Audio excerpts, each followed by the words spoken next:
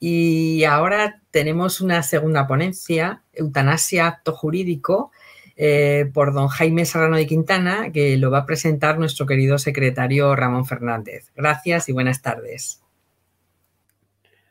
A la hora de hacer una presentación se debe contestar a dos preguntas básicas. ¿Por qué el tema? ¿Por qué el conferenciante? ¿Por qué el tema? En una época de crisis sanitaria, social, política, donde nadie sabe por dónde se va, cuando todo debería estar en función de la vida y de curar a los enfermos, empezamos un proceso legislativo que atenta contra la vida, rompe la confianza médico-paciente y coarta las libertades públicas. Hacer una campaña con unos carteles es objeto de censura. Se atenta contra el artículo 20.1a de la Constitución española, que reconoce la libertad de expresar tus ideas. Y al rezar ante un abortorio y dar alternativas a una mujer embarazada, ni más ni menos es delito. Reforma del artículo 172 cuarter del Código Penal, y atentamos contra la libertad religiosa reconocida en el artículo 16.1 de la Constitución española y el derecho de reunión pacífica del artículo 21.1. Segundo, ¿por qué el conferenciante? Para mí es una satisfacción poder presentar a don Jaime Serrano de Quintana, nacido en Zaragoza, por la profesión de su padre, teniente coronel del Ejército y compañero del mío, licenciado en Derecho por la Universidad de Zaragoza, Ciencias Políticas y Administración por la Universidad Complutense de Madrid, diplomado en Criminología por el Instituto Superior de Criminología de la Universidad Complutense de Madrid y Derecho Canónico por la Universidad de Navarra. Su vida en Gerona, al frente de la Asociación Cultural Gerona Inmortal, es un ejemplo de cómo en un ambiente no cómodo se preparan conferencias donde desde una óptica católica se denuncia el pensamiento políticamente correcto, que les recuerdo fue tema del Congreso Católicos y Vida Pública del año 2021. Tiene la palabra don Jaime Serrano de Quintana. Bueno, pues muchas gracias. Muchas gracias a los propagandistas católicos, a ti concretamente, Fernández Ciprés, por haberme dado esa oportunidad de hablar ante un auditorio tan selecto y también tan leal y también correligionario, ¿por qué no decirlo? Solamente habría que corregirte una cosa, que yo nací en Gerona, yo soy gerundense. Lo que pasa es que en Zaragoza estudié la carrera, etcétera, etcétera, como tú sabes, y yo soy gerundense. Soy un catalán español o un español de Cataluña que practica la españolidad en Cataluña, en privado y en público. Dicho esto, quiero agradecerte, repito, esta oferta, que cumpliré lo mejor posible. Y digo lo mejor posible porque hablar detrás del profesor Alberto Bárcena es sumamente difícil. Sumamente difícil porque el listón de este gran intelectual español y católico, que es Alberto Bárcena, que no tengo el honor de conocerle personalmente, pero que he hablado con él, me he chateado con él y hemos intercambiado opiniones, pero no tengo ese honor de conocerle personalmente, pero es uno de los grandes valores intelectuales españoles en este momento. O sea, hablar después del profesor Alberto Bárcena, para mí supone pues un gran peligro o al menos un gran reto. Un gran reto porque además posiblemente repita cosas que él haya dicho, porque son conexas y que ha dicho mucho mejor que yo. Pero ya contando con la benevolencia de los que me escuchan, voy a entrar en materia en esa conferencia, en esa exposición tan importante que es la eutanasia es un acto jurídico. Bien, en primer lugar hay que desglosar el tema de la charla, de la ponencia, como llamémosla. Hay que decir qué es eutanasia y qué es acto jurídico. Empezamos porque la palabra eutanasia ya está mal empleada de por sí. En raíz ya está viciada etimológicamente. Thanatos, muerte, eu buena.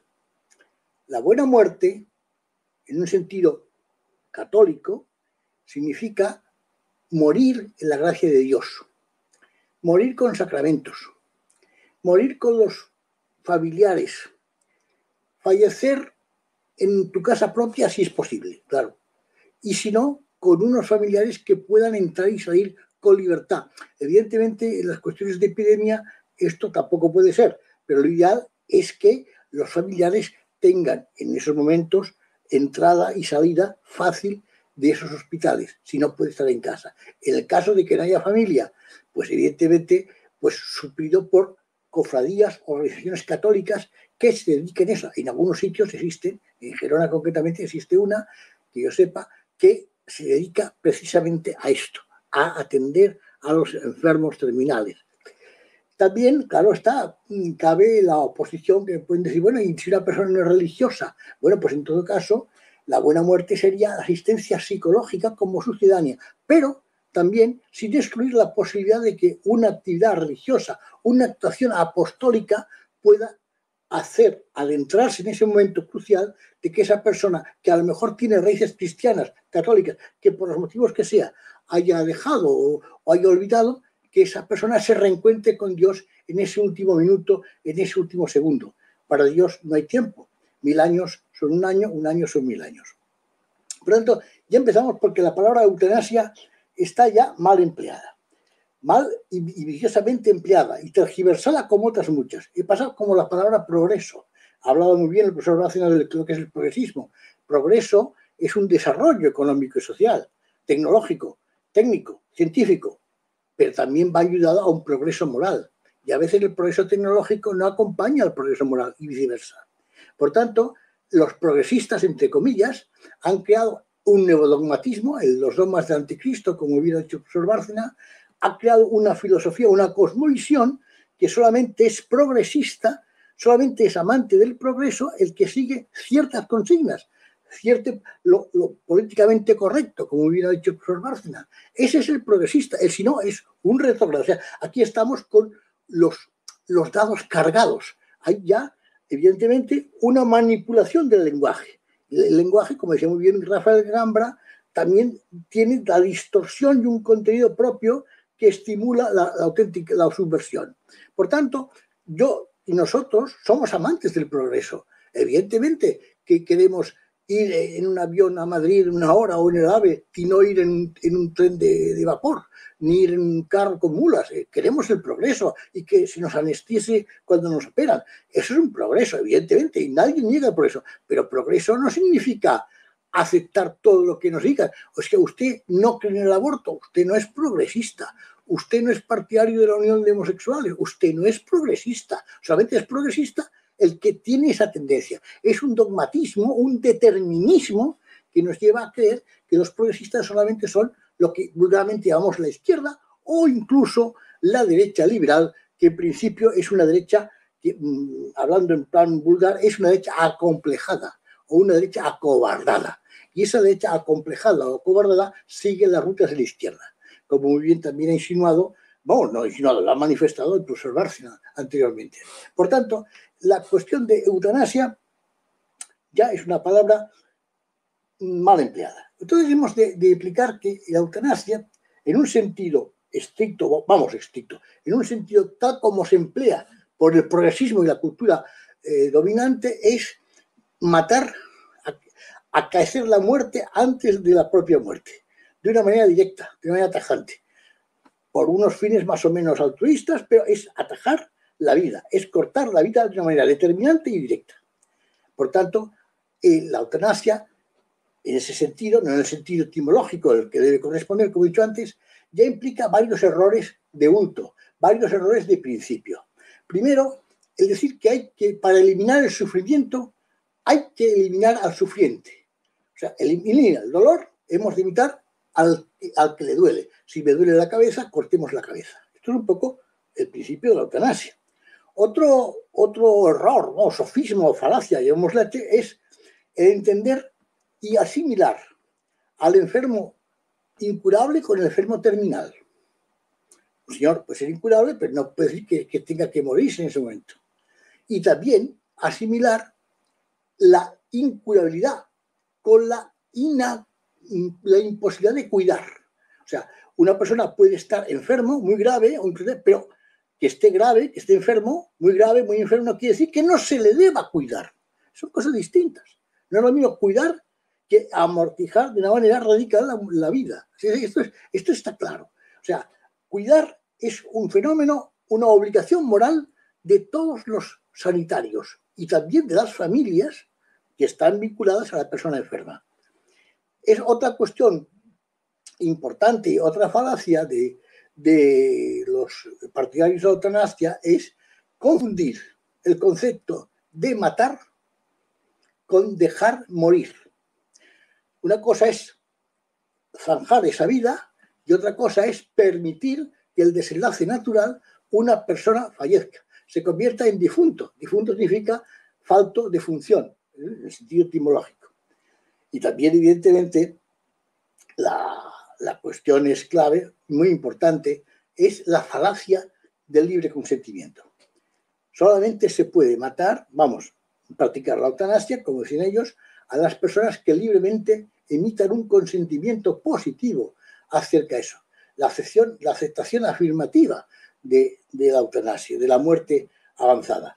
Como todos sabemos, y sabemos porque hemos leído y porque conocemos casos más o menos próximos, las muertes muchas veces libremente aceptadas son debidas a una coacción psicológica, a una coacción civilina, a una coacción ambiental que estimulan a que la persona quiera morirse porque se encuentra desfasada, porque se encuentra no aceptada por su familia, porque se encuentra que considera que es una carga para sus familiares, que se lo han insinuado, o bien porque considera que es una carga para la sociedad. Y si esto, claro, se estimula, pues evidentemente, aunque sea de una manera indirecta, crece la posibilidad de que esta persona diga que quiere la eutanasia. Pero realmente lo que muchas veces quiere es que se la atienda. Es un aviso SOS, no es una querencia de esa eutanasia, sino que quiere es vivir dignamente los últimos momentos de su vida. Esto es para mí en general, la falacia de los que defienden la mal llamada eutanasia, que hay que diferenciarla de la ortotanasia. La ortotanasia, que es la muerte recta, la muerte correcta, significa que no se puede prolongar la vida artificialmente, que no tiene nada que ver con matar. Es decir, la ortotanasia significa luchar contra el encarnecimiento terapéutico que se llama. Es decir, se trata de evitar pues, una prolongación absurda, inútil, desproporcionada de una persona. Esto es distinto. El no prolongar la vida artificialmente con segar la vida. Muy distinto. Eso es la ortotanasia. O también lo que se llama también algunos la eutanasia pasiva, o mejor, más que pasiva sería esto, la paraeutanasia, que es que por consecuencia de los fármacos o medicinas que pueda tomar e ingerir esta persona pueda fallecer. Esto evidentemente no es la eutanasia tal como se implica. Y esto lo ha dicho la Iglesia desde hace mucho tiempo. Y no solamente ahora, ya en 1947 el Papa Pío XII manifestó ya su posición. En realidad estaba hablando en ese momento de la Ley de Salud Racial del nacionalsocialismo, que por cierto fue legislado por el nacionalsocialismo alemán, pero también se había practicado, esto tampoco se dice, en algunos estados americanos, los Estados Unidos, y también se había practicado en la República de Weimar, aunque de una manera más disimulada, y también en Suecia, al menos que yo sepa, posiblemente en algún sitio más. Pero bueno, dicho de eso aparte, evidentemente era un crimen el matar seres con dificultades psíquicas o físicas y practicar la eugenesia, que realmente es lo que se practicaba. Evidentemente, el Papa Pío XII ya en 1947 incriminó esto, y también lo ha ido repitiendo las doctrinas. La Conferencia Episcopal Española lo ha dicho en el 88, lo ha dicho en el 92, creo, el 99, lo ha dicho el 95, lo ha dicho también la Sagrada Congregación para la Doctrina de la Fe. O sea, no solamente es un hecho aislado, es un hecho continuado, y concretamente la encíclica Domus Evangelium Vitae de Juan Pablo II, que lo dice claramente, y voy a señalar dos párrafos que para mí son clarísimos de esa encíclica. Dice, compara la muerte también del aborto, los asimila, aborto y eutanasia, con el delito de Caín, del pecado de Caín contra Abel. en el Génesis dice: ¿soy acaso el guarda de mi hermano? El Santo Padre deriva a los actos contra la vida escribiendo lo siguiente: esto hace pensar espontáneamente en las tendencias actuales de ausencia de responsabilidad del hombre hacia sus semejantes. Ancianos, fijaros bien, ancianos, enfermos, inmigrantes y niños. La cosa creo que es clarísima. Y también, más adelante, en la propia encíclica, nos dice, la otra cara de la moneda, la eutanasia practicada sin la voluntad y el conocimiento de la persona interesada, lo califica de homicidio. La opción de la eutanasia es más grave cuando se configura como un homicidio que otros practican en una persona que no lo pidió de ningún modo y que nunca dio su consentimiento. Se llega además al colmo del arbitrio y de la injusticia cuando algunos médicos o legisladores se arrogan el poder de decidir sobre quién debe vivir o morir. Evidentemente, esto es la clave. Pero es que además hay un hecho, que la eutanasia no solamente ha sido condenada por la Iglesia Católica, sino que ha sido condenada por la mayoría de las iglesias protestantes. Digo la mayoría, algunas no, pero la mayoría de las iglesias protestantes han condenado taxativamente la eutanasia. Pero también el judaísmo, la Torá, el Talmud, la Mishnah, todo ello ha condenado la eutanasia. Incluso el primitivo derecho judío decía que simplemente quitar la almohada a un enfermo ya era un pecado grave.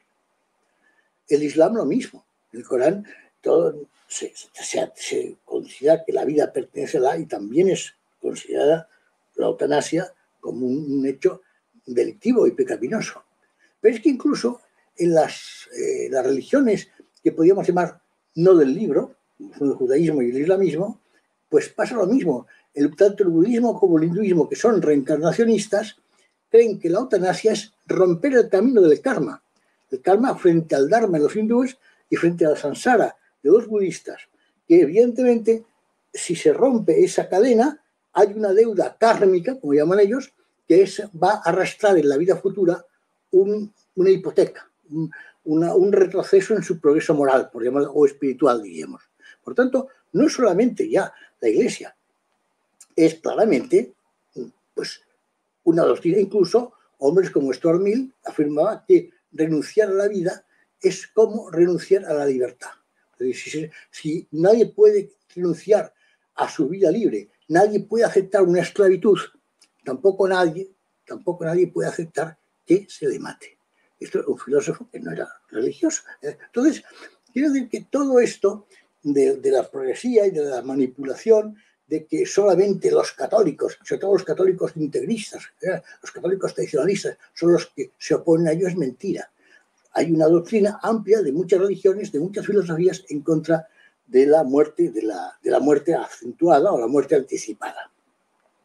¿Y esto a qué venir, todo de la eutanasia? Pues ha venido, pues se ha puesto de moda, desgraciadamente por el caso de Ramón Sampedro, que en realidad fue un suicidio asistido, o si quiere un homicidio consentido, no quiero entrar en valoraciones, pero evidentemente no es solamente la eutanasia, pero ha habido casos que se han aplicado por conceptos distintos. En España pues se armó un gran escándalo cuando el antiguo jefe del Estado, Francisco Franco, murió durante un proceso hospitalario. Yo no voy a entrar a juzgar eso a los médicos, ni mucho menos.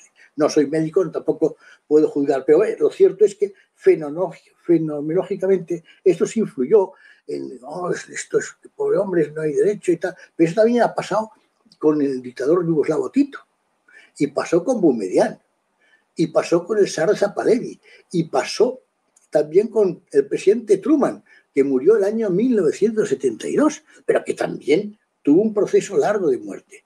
Y no digamos el caso de Hirohito. Hirohito vivió 111 días. 111 días, que fue lo que se consideró la muerte final. Es decir, que todo el mundo habla de cosas concretas, pero olvidamos otras también. Eso también va en relación a lo que decía el profesor Bárcena. Esto depende dónde va el péndulo, hay que decir una cosa u otra. Por tanto, la eutanasia es una moda, que la moda no quiere decir que sea bueno. lo nuevo no siempre es bueno, aunque la eutanasia todos sabemos que se practicó la eugenesia ya en el Monte Taigeto en Esparta, cuando se arrojaba a los niños en el barranco de Taigeto cuando eran deformes, no es tampoco nada nuevo. Pero en fin, volviendo al tema, la eutanasia, por tanto, empezamos que es una gran mentira dialéctica, porque ya hablamos de cosas distintas. Aquí hablamos ya de eutanasia en el sentido tal como se entiende y como lo entiende la ley, que comentaremos en algún punto después, sobre matar, adelantar la muerte de una manera directa. La otra cuestión es el acto jurídico. ¿Qué es un acto jurídico? Un acto jurídico es aquel que se adecúa al ordenamiento jurídico. Evidentemente, lo definido no puede entrar a la definición. Por tanto, ¿qué es ordenamiento jurídico? Pues el conjunto de principios y de instituciones que garantizan, que regulan los derechos y obligaciones, los derechos y deberes entre los ciudadanos entre sí y entre la sociedad, el Estado. El Estado entendido en su máxima potencialidad, no solamente en su máxima estructura, no solamente como organización territorial soberana, en el sentido de derecho internacional público, o incluso derecho político, sino en el sentido de derecho administrativo, de que engloba no solamente a la administración central, que podemos llamar el Consejo de Ministros, sino que también engloba las administraciones regionales o los estados federales, donde sea un sistema federal, o bien los municipios y las provincias. O sea, en el sentido Estado en la globalidad. Las leyes de la sociedad con respecto a los individuos. También sería entre las distintas administraciones, pero esto nos llevaría a otra cuestión que no saldría del tema. Por tanto, eso, el ordenamiento jurídico es este. Entonces, si el acto jurídico se subordina, se adecúa al orden, se adecúa al ordenamiento jurídico, a ese sistema de valores, de principios, es un acto jurídico. Pero aquí nos adentramos ahora en otro problema. ¿Qué es orden jurídico? ¿Qué es acto jurídico? ¿Y qué es el hecho antijurídico? El hecho antijurídico es el que lucha contra el ordenamiento jurídico. El hecho antijurídico es el delito. El delito es la acción de un hecho antijurídico, culpable, punible y tipificado. Esto es el delito. Por tanto, eso lo veremos claramente en el derecho penal. Sí, delito es todo aquello que se contrapone al orden jurídico. Por tanto, el delito es un hecho antijurídico. Pero ahora abrimos la puerta más allá y nos encontramos que puede ser un acto jurídico antijurídico según la concepción que demos a ese ordenamiento jurídico, a ese sistema de valores. Si a esta concepción, a este sistema de valores, le damos un sesgo justnaturalista cristiano, es una cosa. Si le damos un cariz positivista, es otra y totalmente distinta. Voy a explicarme. El derecho natural cristiano concibe el derecho, el jus, el conjunto de reglas que más se mantienen en la vida entre los hombres, que da fin a la justicia. Justicia es jus stare, estar en derecho. Esto es justicia. Pues bien, todo este conjunto del derecho natural cristiano viene de creer y afirmar, evidentemente, de que existe un ser superior, que es Dios, que existe un orden universal, que es Dios, que ha creado la ley eterna. La ley eterna que afecta no solamente a los hombres, sino que afecta al cosmos en general. Esto es la ley eterna. De esa ley eterna surge la ley natural. La ley natural afecta a los hombres, al ser humano, individualmente. Y es la proyección de esa ley eterna en las conciencias. Es un sesgo, es una ley natural que es indeleble, es universal y además es completamente inmutable. Son tres conceptos de esa ley natural. Eso, el mismo padre o uno de los paters de la filosofía del derecho, el italiano Giorgio Del Vecchio, lo decía, que el derecho natural no viene exactamente de la revelación, sino que está impregnada en el corazón del hombre y además no afecta a los bienes superiores, sino que es un modo de estructurar la sociedad temporal. Evidentemente tiene un aire teleológico hacia el más allá, pero en el fondo el derecho natural, en el momento se concreta en la humanidad, en la sociedad actual. Por tanto, si entendemos ese derecho natural como tal, como se explica por Santo Tomás de Aquino y por muchos pensadores católicos, de que es algo superior, que el derecho natural se inquiere se produce, se refleja como algo natural. Natural, que es lo que es conforme al ser. Conforme al ser, el hombre, el ser humano, es no tiene, es alma y cuerpo. No es una cuestión transitiva, accidental, sino que formamos en nuestra esencia ontológica, somos ontológicamente alma y cuerpo. Y al ser alma y cuerpo, evidentemente, eso es lo que refleja el derecho natural. Evidentemente, la tesis contraria es el positivismo. También podríamos llamarle voluntarismo jurídico. El positivismo es la afirmación de que el derecho, la ley, la justicia es lo mismo. Ya el hecho de la ley existe realmente el derecho. No se trata de aquello que sea bueno, que sea precepto, sino lo que es precepto, por ser precepto, es bueno. Y esto es lo que pasa en el mundo occidental. El precepto es bueno o malo y por eso es ley, aunque sea malo.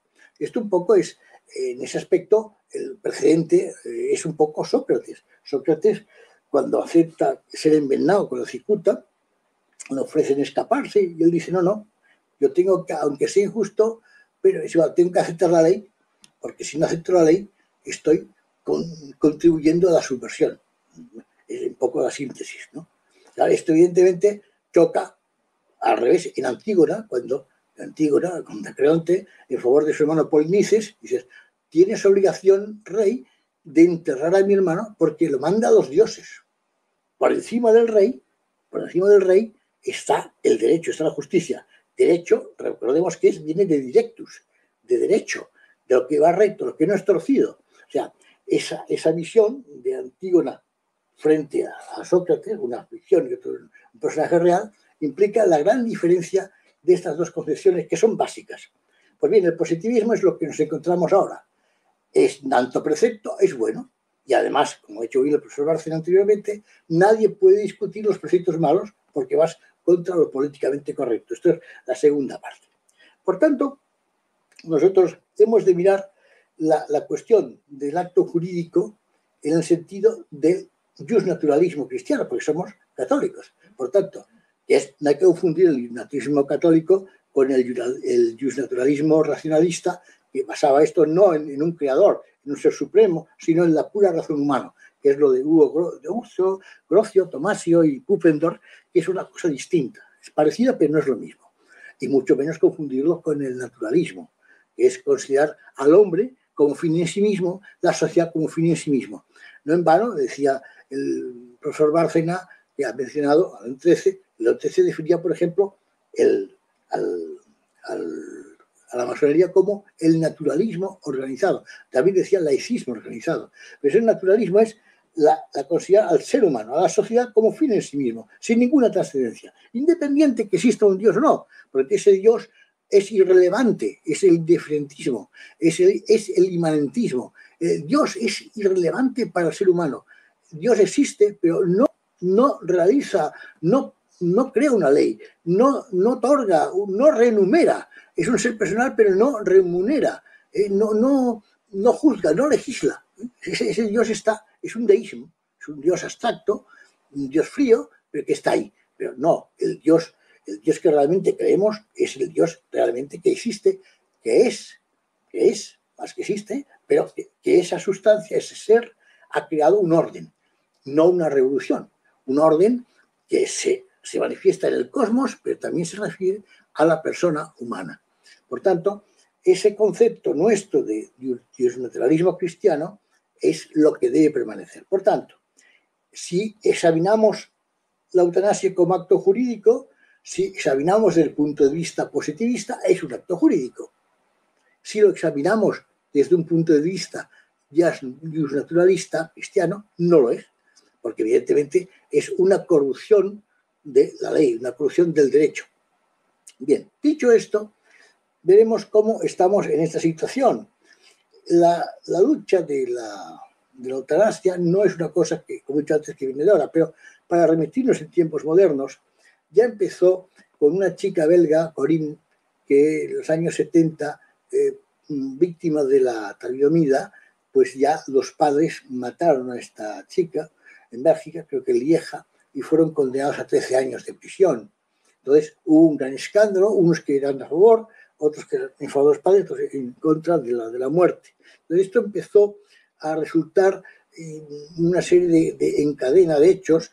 El caso de una chica americana que sufrió una Cursia, me parece, sufrió una ingesta de alcohol y droga, estuvo a punto de morir, que los padres, que eran católicos adoptivos, pero quisieron oponerse, y al final la sentencia suprema les dictó que le quitaran el respirador a esta chica, pero esta chica resultó que vivió 12 años. Claro, entonces, claro, ¿dónde está la vida? ¿Dónde está la muerte? Esto es la realidad.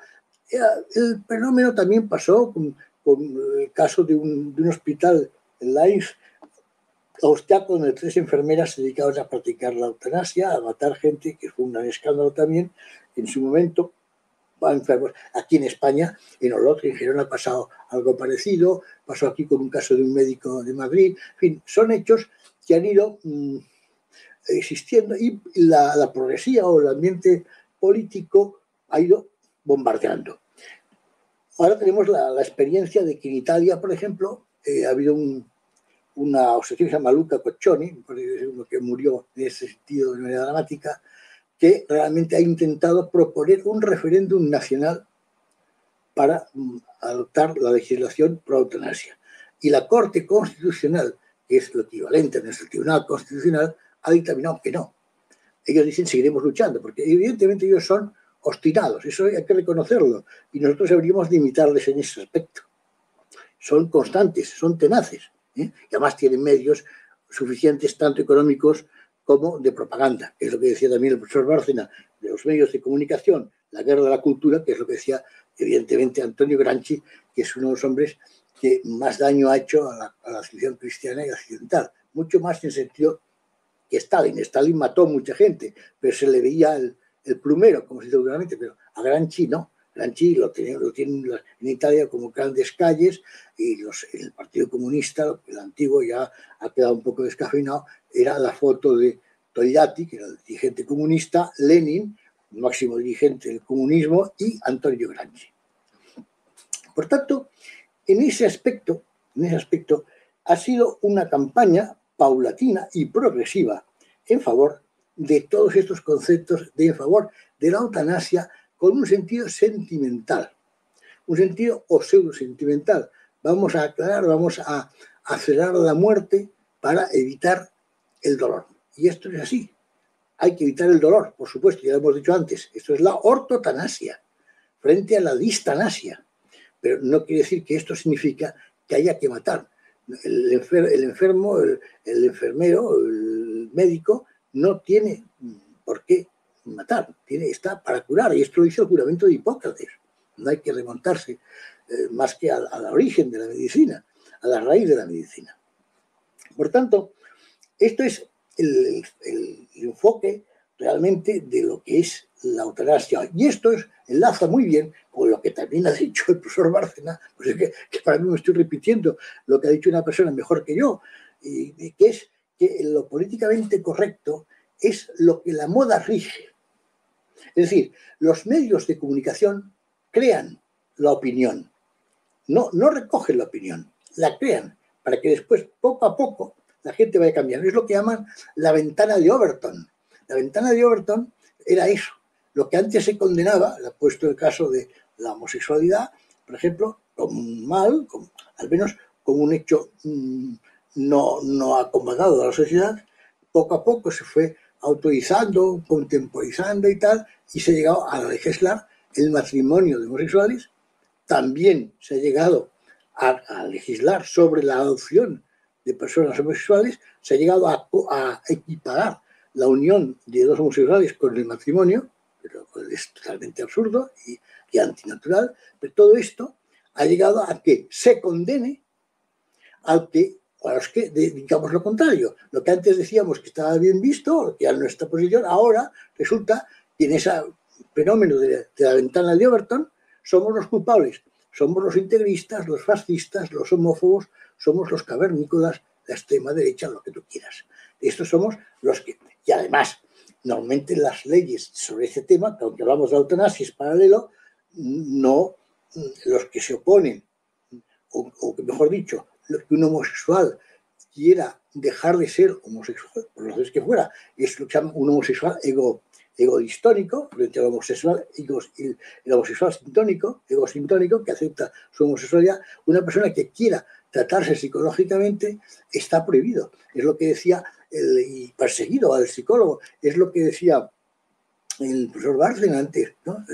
Se castiga a la persona que reza ante un abortorio, pero en cambio se permite, no solamente incluso se impulsa a la persona que aborta. Esto, la eutanasia estamos más o menos en el mismo plano. Y todo ahora, toda persona que pongamos reparos a esa concepción, somos esto, extrema derecha, cavernícolas, oscurantistas, fascistas, etc. Todos los adjetivos que la prensa, o mejor dicho, cierta prensa, si queramos, o los medios políticos, los partidos políticos, pues ciertos partidos políticos atacan y otros incluso no atacan, pero tampoco te defienden. Eso también es la verdad. Es una derecha, repito, acomplejada y acobardada. Eso es la realidad, al menos de España.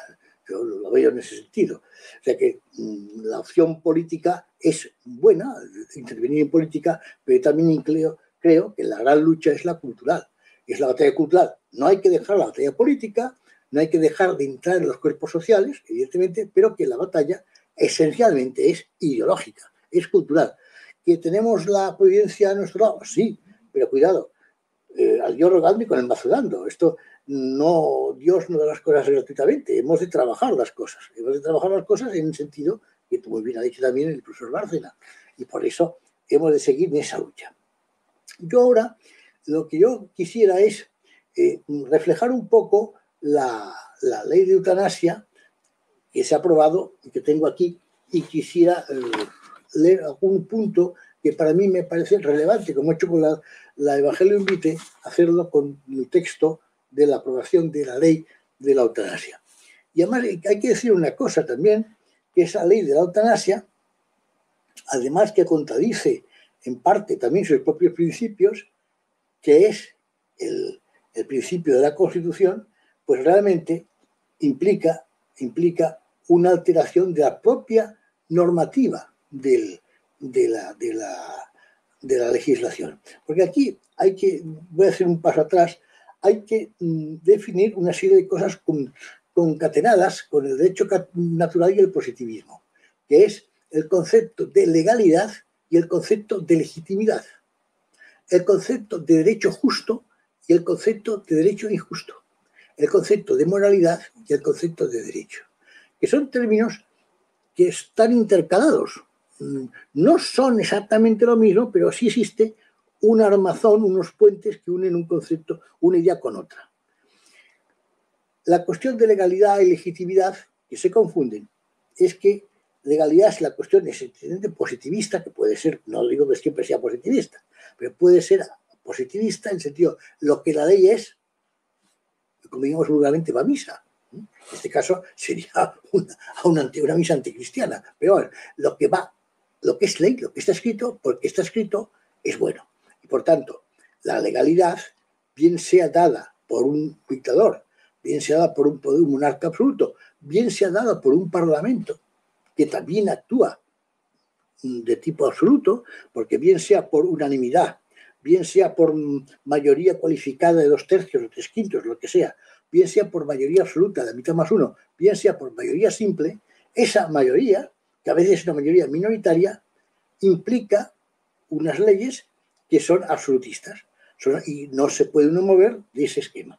Por tanto, es legalidad y legitimidad. La legitimidad es cuando esa ley, esa legalidad, está sujeta o está impresa o basada en unos principios superiores metalegislativos, metapolíticos. Podría ser un Estado confesional, pero, por ejemplo, también podría ser llamémosle confesional. Yo parto de una base también, que no existen estados confesionales.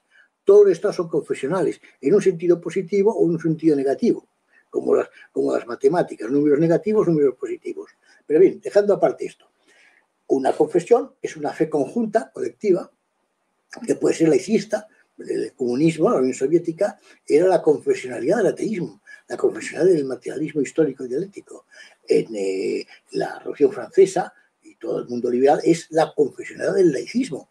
Podrá ser más o menos radical contra la Iglesia o no, pero lo cierto es que el principio del laicismo, de ausencia de Dios, de la sociedad, está impregnado en todo el mundo occidental, aunque haya estados confesionales. Entonces, todo este aspecto de esos valores metapolíticos, que podríamos llamarles sistemas de pensamiento, sistemas de creencia o tesis omnicomprensivas, valores paradigmáticos, como queráis, todos estos valores infringen un carácter a una ley. Si esa ley, esa legalidad, se enfrenta a esos valores superiores, deja de ser legítimo. Por tanto, esa ley es ley, sí, pero es una ley que está contraviniendo sus propios principios metapolíticos, metafísicos, si queréis.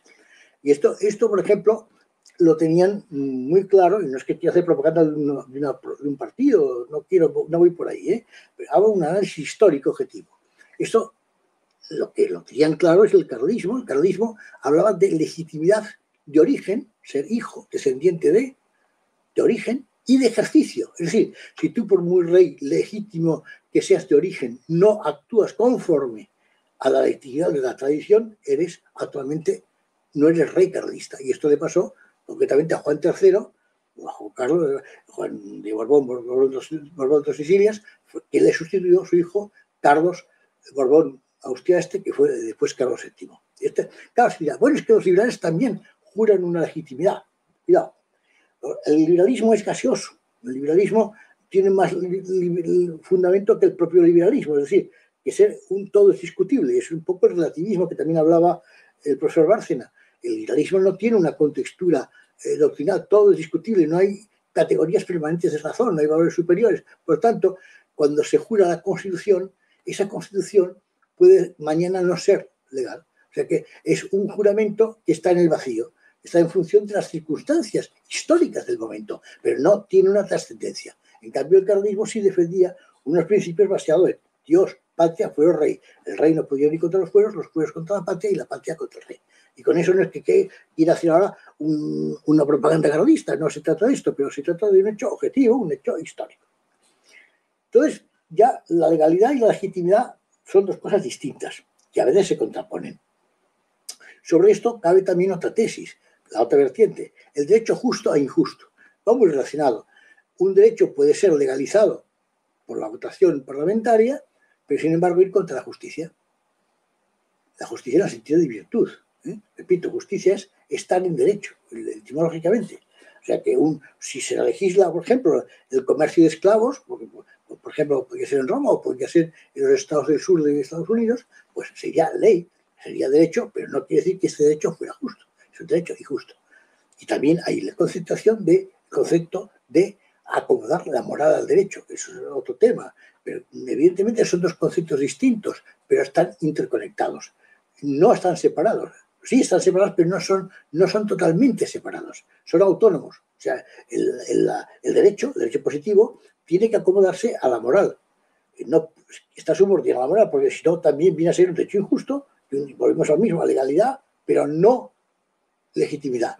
¿Que el derecho puede autorizar cuestiones que son indiferentes a la moral? Sí. ¿Que el derecho incluso puede autorizar cosas que puedan ser inmorales? Sí.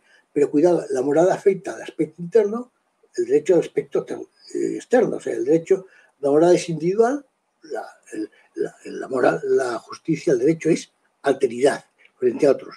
La moral atiende al fin último del hombre y el derecho atiende al fin temporal, al fin territorial, pero realmente hay una conexión. Incluso puede haber un caso que se autorice jurídicamente una circunstancia, pero que la persona en un momento dado puede ser un acto inmoral. Pongamos, por ejemplo, extrañando las cosas, si quieres un poco demagógicamente, pero una persona que le sobre muchísimo dinero, que tiene alquileres de pisos que todos bien pagados, que no necesita el dinero, tiene casas en la sierra, en la costa, en donde sea, y, por ejemplo, tiene arrendado a un matrimonio que tiene una invalidez que no llega o están en paro y no llegan a pagar los 600 euros que le cuesta la renta de ese piso, pongamos. Entonces, con la ley en la mano, evidentemente, si no pagan, puede iniciar una acción de desahucio. Esto es un acto jurídico, es un acto, jurídico, un acto evidentemente acompasado por el derecho. Ahora bien, ¿es moral? Pues desde el punto de vista católico no, porque si tú no tienes necesidad y sabes perfectamente que estas personas necesitan ese piso, tú moralmente no debes iniciar una acción de desahucio, porque otra cosa es cuando se ponen ya en situación buena, y otra cosa muy distinta es que sean unos caras duras, es distinto. Pero evidentemente hay cosas que el derecho puede permitir, pero que no, realmente no es un derecho justo. Entonces, dicho esto, para entrelazar todo esto con lo que he dicho también de la Evangelium Vitae, vamos a ver un poco la legislación de la eutanasia. Eso no voy a leerla, evidentemente, sino voy a subrayar algunas cosas que me parecen importantes. Por ejemplo, en el propio preámbulo dice: la presente ley pretende, ojo al dato, dar una respuesta jurídica, sistemática, equilibrada y garantista a una demanda sostenida de la sociedad actual como es la eutanasia. Ya empezamos con una mentira. La sociedad actual demanda la eutanasia. Habrá un sector que posiblemente sí, pero habrá otros sectores como el nuestro que no. O sea, ya entramos aquí con una aceptación ya de premisa, una premisa de ese silogismo, que ya, evidentemente, como todo el mundo lo pide, hay que legislar. Luego, si hay que legislar, hemos de dictar esa ley. Pues bien, ya entramos con digo la mayor. No es verdad que la sociedad esté pidiendo la eutanasia. Sigamos. Y aunque lo pidiera, estaría también en contra de la ley moral, de la ley natural, de la ley eterna. Dice, más adelante, hay una cuestión que para mí es importante, que hace una referencia a que la secularización de la vida y conciencia social y de los valores de las personas o el reconocimiento de la autonomía de la persona también en el ámbito sanitario, entre otros factores. Es decir, que se basa en un hecho desgraciadamente real, que ahí sí, evidentemente ha habido una pérdida de valores religiosos.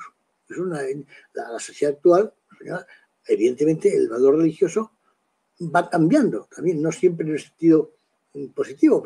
Incluso personas que no son ateas o que no son agnósticas, sí en cambio se creen católicas, pero quieren, hay que compensarse a lo que la mayoría diga, que es un poco el error de la democracia cristiana. Con todos mis respetos, por si me escucho con un democristiano.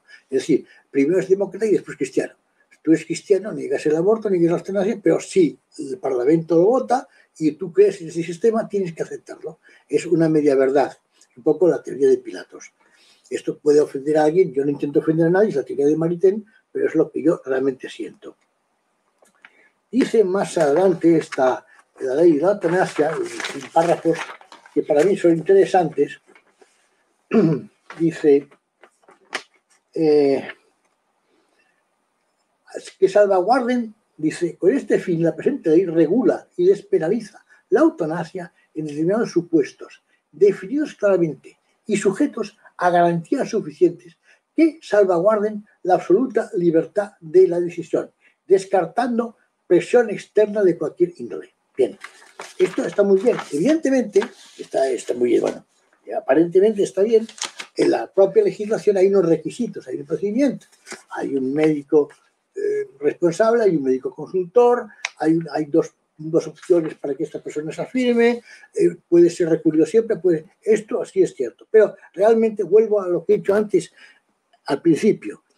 Mucha gente realmente está informada de lo que puede acontecer. Mucha gente que afirma que quiere ser anestesiado con una eutanasia, muerta por la eutanasia, ¿realmente cree en ello? ¿Quiere en ello? ¿O preferiría estar en una situación adecuada familiarmente, socialmente? Esta es otra gran verdad. ¿Y quién me garantiza a mí? Claro, esto es una cuestión que no puedo probar, que habrá que ver en su futuro. ¿Quién me garantiza a mí que esto poco a poco se irá abriendo? Porque esas cosas se legislan en un punto y poco a poco se van ensanchando. ¿Quién me dice a mí que esa conformación del consentimiento, esa adecuación del consentimiento con la realidad no va a ser poco a poco disminuida y va a ser ya después un trámite casi burocrático, de sin casi. Esto pasó en Holanda. En Holanda, concretamente, se ha estigmatizado y se ha ejecutado a gente, se ha matado a gente sin consentimiento, simplemente porque la enfermera o el médico de guardia lo ha dicho. Y Holanda es el país más avanzado en ese sentido. Bueno, avanzado entre comillas, ¿no? Pero quiero decir que, ¿quién me garantiza a mí que esto, que no es bueno tampoco, puede llegar a ser una ficción y que poco a poco se vaya deteriorando? Esto en cuanto a la ley. Dice una cosa bastante gorda. Dice que estoy buscando el texto. Sí, aquí está. Las disposiciones adicionales, por su parte, se dirigen a garantizar que quienes solicitan ayuda para morir al amparo de esta ley se considerará que fallecen por muerte natural. Bueno, esto es el colmo del cinismo. O sea, usted mata a una persona y después encima quiere usted registrarlo como muerte natural. No, señor, no es una muerte natural. Es una muerte directa, incidida, de una manera premeditada, por las razones que sea, por la legislación positivista, evidentemente. Usted no puede decir que es una muerte artificial. Es una muerte, una muerte natural, es una muerte totalmente impulsada. Es una muerte artificial. Estos serían, para mí, grandes cuestiones que esta ley, pues, realmente induce. Ya no voy a entrar en el cuerpo legislativo, porque el cuerpo legislativo, el texto, lo que hace es recoger lo que dice el preámbulo, ampliando. Pero bueno, en esencia, hemos visto lo que es la ley esta de la eutanasia, que es una ley, curiosamente, que, repito, ataca el artículo 15 de la integridad de la persona como ley constitucional, como derecho constitucional. O sea, lo que era derecho constitucional, pues ahora se cambia. Esto pasa como el artículo 32. Se decía, el matrimonio es hombre y mujer, y el Código Civil también. Sin embargo, después la Constitución se reforma y dice, no, puede ser también de hombre y mujer, y transvesti y hombre, o transexual y mujer, y cito una serie de combinaciones. Con lo cual, lo que está legislado en la Constitución, poco a poco, en el sistema liberal, como no hay unos principios fundamentales, no hay unos principios esenciales de sustentación, poco a poco se va cambiando según las circunstancias políticas. Y los partidos políticos, muchas veces, en vez de crear una filosofía de defensa de una cosa en concreto, lo que hacen es recoger la opinión para recoger votos. O sea, se ha invertido. Teóricamente, el sistema de partidos políticos es que los partidos políticos procedían o difundían una propaganda política de un programa y la gente, o la persona, el pueblo, la sociedad votaba en función de ese programa. Y ahora no, lo que se hace era al revés. Es decir, bueno, como la sociedad piensa eso, yo cambio mi programa un poco como los hermanos Marx, ¿no? Yo tengo esos principios y si no los cambio, bueno, pues por otros. Eso es un poco, como conviene que por los votos. En el fondo, la democracia liberal, y el gran engaño, se basa en los votos. Los votos son, la urna es el dogma, lo que decía muy bien el profesor Bárcena. O sea, que realmente es eso. El voto, el sufragio universal, se establece como dogma. El progresismo, la democracia liberal es un dogma, es una religión, es una liturgia. Que la liturgia son 2 votos y el dogma es que como tú pongas esos 2 votos, pues realmente, que también se incluye cuando quiere, porque realmente recordemos, por ejemplo, y yo no es que defienda el fundamentalismo islámico ni mucho menos, pero recordemos como en Argelia ganó el FIS, que era un partido integrista, a las elecciones, se dio un golpe de Estado militar y aquí nadie dijo nada, ni los socialistas, ni los comunistas, ni los liberales, ni los convergentes, nadie. Todo el mundo se cayó y aplaudió. Lo mismo pasó en Egipto. Hubo unas elecciones, ganaron los integristas. Yo digo, yo no es que defienda el fundamentalismo islámico, lo que estoy atacando es la hipocresía que según vaya un sentido u otro, pues realmente pues vemos como aquí Egipto también, pues nadie está muy bien el golpe militar. O sea, depende de quién da el golpe militar, nada es verdad, ni nada es mentira, todo depende del color del fusil con que se tira. Esto sería un poco el resumen de las circunstancias de esta ley. Pero es que además hay otro aspecto. La ley orgánica de la eutanasia no marca una suspensión posible ante un recurso. La eutanasia, eso sí, en eso hay que reconocerlo, ha sido recurrida por el partido de Vox y el Partido Popular. Uno es el recurso, quiero recordar, 65/21 y otro es el artículo 81/21, creo recordar. Pero es igual, el número da igual. Se han recurrido por el Partido Popular y por el Vox y por Vox la ley de la eutanasia.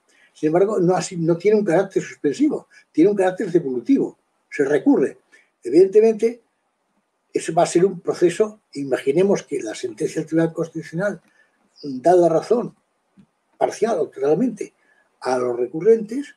Entonces, ¿qué ocurre con el texto? ¿Qué ocurre con los hechos que las personas que han recibido, que han sido víctimas de la eutanasia? Todo un problema jurídico. Porque evidentemente la cosa sigue. Porque evidentemente en un caso, por ejemplo, de recurso de amparo, que es otra de las formas indirectas, ese es el recurso directo, in abstracto, el recurso ante el Tribunal Constitucional, o el recurso de amparo, que es un recurso ante un hecho concreto de una persona, puede, dice la ley, puede suspender el acto jurídico. Pero cuidado, bueno, también eso puede. No digo que se haga. Pero es que en este caso ni se expone. Está recurrido, pero ¿qué va a pasar si se establece una negativa, una posibilidad afirmativa que niegue el derecho, la legalidad, como ha pasado en el referéndum italiano, el hipotético, el dictamen de la Corte Constitucional con el hipotético referéndum, el posible referéndum? ¿Qué pasa si se dice que no? Que eso no es constitucional. Es otro problema, evidentemente. Y entonces, yo no sé si estoy dentro del tiempo o me he excedido. Permitiré, don Jaime Serrano, que demos paso ya a las preguntas. Yo quería simplemente, no sé si tengo ya... tiempo, es leer simplemente el manifiesto del derecho de... Es que no va a dar, más tiempo. Es un tema muy interesante, pero aquí han hecho, le doy las gracias a don Jaime Serrano por la cortesía que ha tenido en venir en dar esta conferencia, y aquí han formulado unas preguntas. Sí, he visto varias. Dice, una inconstitucional, ¿qué cree que dirá el Tribunal Constitucional? Eso, lo que yo crea, tiene muy poca validez. No soy profeta. No quiero poner veredas, ni quiero poner, permita que me reserve la opinión, pero vamos a esperanzar, a ser esperantes de la fe. Dice Bernanos que son 24 horas de dudas y un minuto de esperanza. No quiero definirme sobre ese tema, no sé qué puede pasar. A mí me gustaría que el Tribunal Constitucional dijera que no, pero no me atrevo a opinar porque tampoco conozco la personalidad de los magistrados. Sería también un poco temerario por mi parte. En fin, lo importante, eso sí, que se han presentado 2 recursos de anticonstitucionalidad.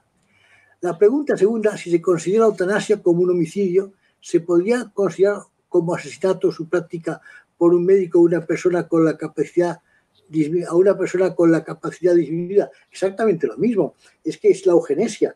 Lo que decía el Evangelium Vitae, lo he dicho antes, las personas enfermas, ancianos, pues evidentemente una persona con discapacidad es la eugenesia del nacionalsocialismo alemán y de otros sistemas. O sea que evidentemente es un homicidio, vamos, puede ser hasta un asesinato.